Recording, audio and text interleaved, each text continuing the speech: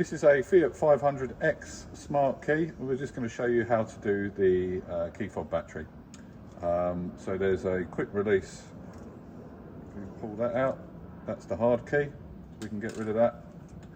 These are really easy. All you need is a flat-headed screwdriver and just literally prise open. And there we have it. The key fob battery itself, 2025.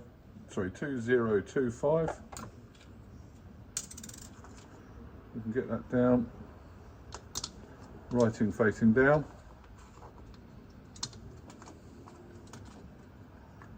And then simply squeeze together. That is how you replace the key batteries on the Fiat 500X. I hope that's helped.